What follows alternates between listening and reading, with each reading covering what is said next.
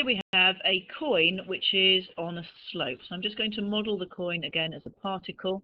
The mass of the coin is just 8 grams, in other words 0.008 kilograms. So the weight acting downwards of the coin is just going to be 0.008 G.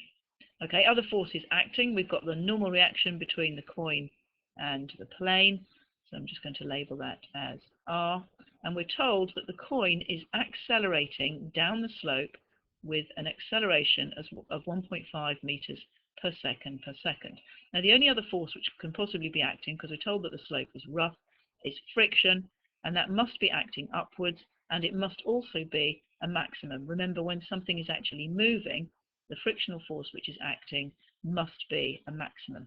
Okay, so let's put the angles in. We've got a 25-degree angle here, which means that this one up here must be 65 degrees. As usual, I'm going to extend that line. That must be 25 degrees. Put in my horizontal.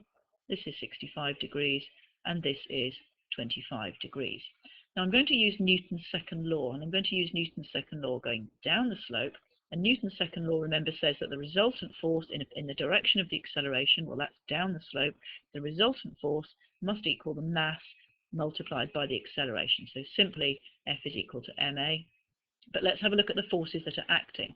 Acting down the slope in this direction, we've got the component of the weight which is acting in this direction. So that must be 0.008 G, so that's the weight, cos 65 degrees. And acting against that, so tending to make it move up the slope, is F max.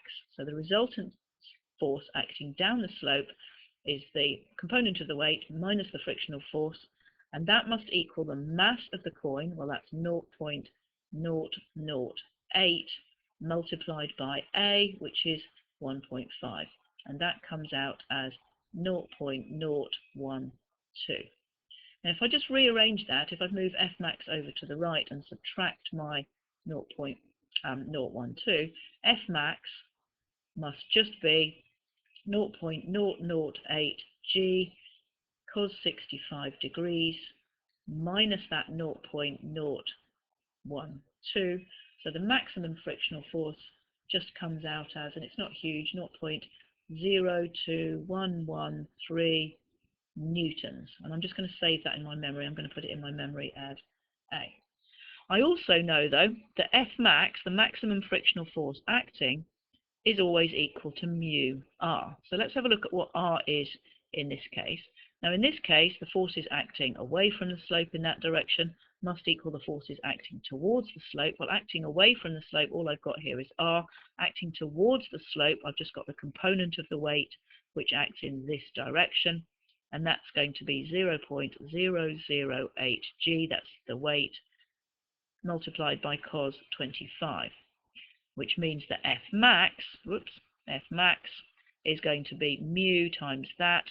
So it's going to be mu, and I'm just going to write 0.008 G cos 25 degrees. But that is also equal to the F max expression that I've also got over here, the 0.02113 that I've saved in my memory. Mu then is going to be that saved number, 0.0211 blah blah blah, divided by this lot. So that's the 0.008 G cos 25. And if you work that out, it comes out as 0.297.